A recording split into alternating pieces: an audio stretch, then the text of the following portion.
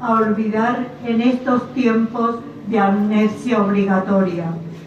Ojalá podamos ser tan porfiados para seguir creyendo contra toda evidencia que la condición humana vale la pena, porque hemos sido mal hechos, pero no estamos terminados.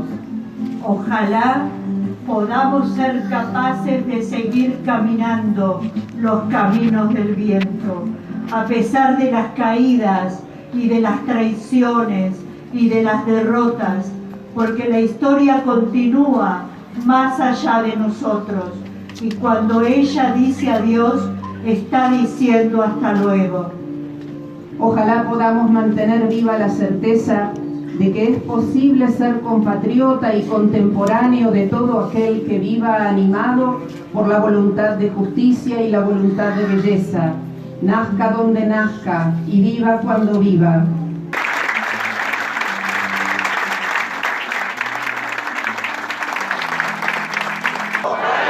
Ojalá. Agradecer principalmente a Juan, un hermano de esta lucha, que le ha puesto el cuerpo siempre. No crean que son tantos los que se animan a estar en ese lugar, poner la cara por nosotros, y Juan lo ha hecho desde el minuto cero. Así que por favor quiero un aplauso enorme para Juan Vitali, gran actor y mejor persona. Los partidos políticos, legisladores, personas del común que siempre han estado y están a nuestro lado. Gracias por haber estado y vamos a comenzar la lectura del documento. Cuando hace exactamente 8 años las imágenes de los canales de televisión, los audios radiales y los textos en medios electrónicos nos acercaban lo que acababa de suceder a unos pocos metros de este lugar, nadie de nosotros se animaba a pensar que íbamos a ser golpeados en nuestra propia carne por esta masacre. Ni los que llegamos a este lugar a escasos minutos de lo ocurrido, ni quienes lo veían en sus televisores o escuchaban en sus radios. Solo veíamos y escuchábamos sirenas, bomberos, médicos, gritos, sobrevivientes en el piso o intentando salir de los vagones. Más gritos. Helicópteros de rescate, policías, trabajadores del ferrocarril desesperados y aturdidos, y otra vez los gritos. Mientras, y en el medio de la desesperación, empezábamos a hacer llamadas a teléfonos celulares que nunca fueron contestados, hasta que llegó el silencio. Horas después, la estación fue quedando vacía, y entonces llegó el silencio en varias formas. Se callaron las ambulancias y los ruidos de las unidades policiales. Las voces desesperadas de los heridos dejaron de escucharse en el hall. Sonaron entonces en decenas de hospitales y sanatorios. Mientras iban apareciendo las listas de quienes habían podido salvar sus vidas. Muy adentro nuestro empezaba a aturdirnos el más tremendo de los ruidos, el del llamado sin respuesta y el de otras preguntas. ¿Dónde estás? ¿Dónde estás, mamá, papá, hijo, hija, hermano, nieta, amigo, compinche? Horas o días después encontraríamos la más horrorosa de las respuestas. Seguramente muchos de ustedes estuvieron ese miércoles. Pueden dar fe de todo este mínimo repaso por los recuerdos. Para nosotros es diferente, porque cerramos los ojos o los abrimos para volver a ver este lugar y el aliento se pierde, los latidos se aceleran, la voz se quiebra y por la piel nos pasa esa sensación tan parecida a una descarga eléctrica que llega al corazón para dejar detenida una parte de él en esta mañana y para siempre. Con el correr de las horas, los funcionarios responsables daban respuestas deshumanizadas, carentes de criterio e hirientes. De la boca de los empresarios salían balbuceos inconexos y sin fundamento. Lo que empezaban a hacer era algo que no dejaron nunca de intentar: salvarse de la responsabilidad, intentar que el país entero mirase para otro lado, que no leyesen sus nombres, que no recordasen sus caras, ni el contenido de sus frases. Si hubiese ocurrido un domingo, no sabemos qué le pasó al motorman, hay que esperar, yo ya no soy funcionario, no voy a hacer declaraciones. En las morgues o adentro del tren, los cuerpos de nuestros amados familiares iban siendo encontrados.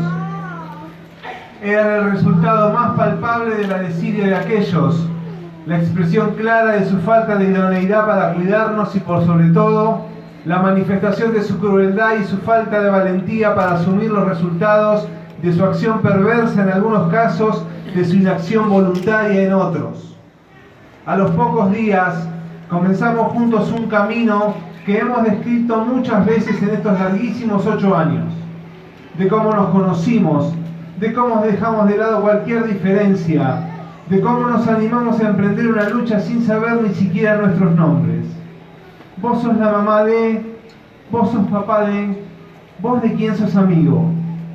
Así, en nuestro mundo familiar teñido por la sangre, con el alma hecha trizas, sin saber nada del otro, nos abrazamos por primera vez. No nos importaba otra cosa que entender que esa persona sentía lo mismo. ¿Qué importaba su nombre? Ya llegaría el momento de saberlo. Ahora llorábamos y necesitábamos consuelo, porque nos teníamos a nosotros y a un país que nos miraba con la bondad de saber de quien sabe que podría haber estado en ese lugar o en otro similar. Para 2012, la Embajada de Israel y la AMI habían sido voladas por manos asesinas. Los pibes de Cromañón habían sido víctimas de la corrupción. Meses antes, en las vías de Flores, el destruido andamiaje de la línea dejaba nuevas muertes. Los chicos de Ecos y tantas otras vidas perdidas de manera absurda eran el espejo que nos devolvía una imagen de nosotros mismos que nunca hubiésemos deseado ver. Pero era real, dolorosamente real. Y con la condena de los responsables como horizonte, dimos el primer paso, juntamos nuestras pocas fuerzas y avanzamos. 8 años después, miramos para atrás y volvemos a ver imágenes imborrables. El primer acto, las recorridas por las estaciones de la línea, las 3 veces que la Plaza de Mayo se llenó con nuestros carteles de justicia, los miles de abrazos de personas anónimas que con su abrazo nos sostuvieron, los 500.000 que se animaron en nuestro país y en muchos otros a exigir justicia con nuestra campaña de fotos, cientos de entrevistas, participación junto a otras causas. Todo pudimos hacerlo porque entendimos que había pilares que iban a mantenerse siempre. Entendimos que en la suma de las individualidades estaba nuestra fuerza, que nuestras diferencias nos aportaban visiones nuevas, que las discusiones siempre llegaban a buen fin. El resultado está a la vista. Más de 2.900 días nos han tenido atentos, cada minuto a lo que debíamos hacer, siempre con la misma seguridad. Hoy no es distinto. Las diferencias que puedan haber, sean personales, ideológicas o de cualquier otra índole, son respetadas. Y los nuevos desafíos que cada miembro de este grupo decide emprender tiene al grupo como principal impulsor. Nada importa más que trabajar desde el lugar que se elija para que tengamos un país mejor cada día. Nunca nos hemos puesto como grupo del lado de ningún signo político y hemos exigido y exigiremos lo que creemos que nos corresponde desde el mismo lugar.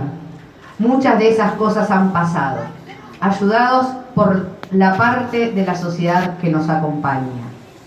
Porque hay otra parte que nos ha intentado demonizar y destruir tanto como ha podido. No creemos en las reconciliaciones, ni en el perdón, ni el olvido sobre las acciones de quienes nos han destrozado la vida. Pero si hubiese un camino, ese debería ser el reconocimiento por parte del Estado argentino de su demostrada responsabilidad en lo sucedido. Lejos de eso, el negacionismo sigue reinando en los discursos públicos de dirigentes que hoy ejercen cargos centrales en diferentes poderes del Estado. Es absurdo, pero en este país pueden reconocerse deudas monetarias con capitales extranjeros. Pueden solidarizarse con naciones de todo el orbe por los más disímiles motivos. Pueden pensarse, y está muy bien, políticas a futuros que defiendan derechos de toda índole. Pero cuando se habla de muertes, todo cambia. Y volvemos a escuchar el eco de aquellas primeras horas de boca de actuales y exfuncionarios. El tren frenaba, al Motomar Córdoba algo le pasó, habíamos invertido millones, la responsabilidad es de otros, ese grupo tiene intereses políticos. Autocrítica cero. Poco antes del cambio de gobierno, volvieron los clamores de los autodenominados presos políticos. Nosotros cambiamos el orden de las palabras para darles el sentido que deben tener. Son políticos presos, que es una cosa muy diferente.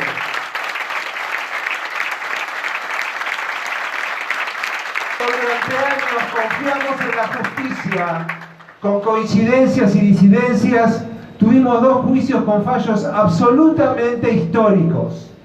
Cirigliano, Jaime, Schiavi, apellidos de empresarios y funcionarios con un poder casi intocable, se convirtieron en los condenados por administración fraudulenta y estrago